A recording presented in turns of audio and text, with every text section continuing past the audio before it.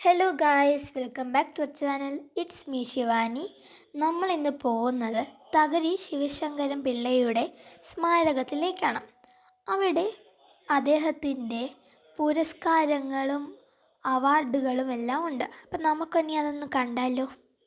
അദ്ദേഹം ജനിച്ചത് 17 ഏപ്രിൽ 1912 അദ്ദേഹം മരിച്ചത് 10 ഏപ്രിൽ 1999 86 വയസ്സുള്ളപ്പോഴാണ്.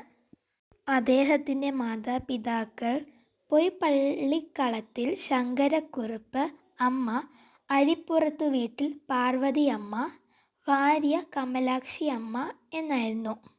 അദ്ദേഹം താമസിച്ചിരുന്നത് കേരളത്തിലെ ഇന്നത്തെ ആലപ്പുഴ ജില്ലയിലെ കുട്ടനാട്ടിലെ ഒരു ചെറിയ ഗ്രാമമായ തകഴിയിലാണ്. അദ്ദേഹത്തിൻ്റെ കൃതികൾ പിന്നീട് അദ്ദേഹത്തിന് കേരളം മൗപ്പസൻ്റ് എന്ന അപരനാമം നേടിക്കൊടുത്തു. ചെറുപ്പത്തിൽ തന്നെ എഴുത്തു തുടങ്ങി.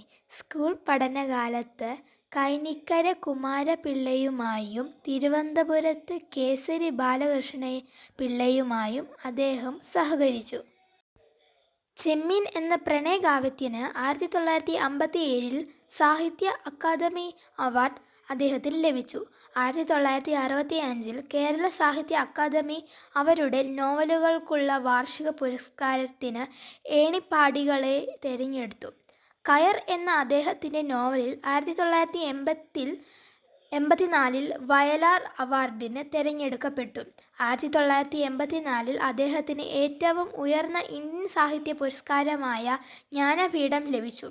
ഒരു വർഷത്തിനു ശേഷം ഇന്ത്യ ഗവൺമെൻറ് അദ്ദേഹത്തിന് മൂന്നാമത്തെ ഉയർന്ന സിവിലിയൻ ബഹുമതിയായ പത്മഭൂഷൺ നൽകി. 1986 കേരള സർവകലാശാല അദ്ദേഹത്തിന് ഓണററി ഡോക്ടറേറ്റ് ഡിലിയറ്റ് നൽകി ആദരിച്ചു.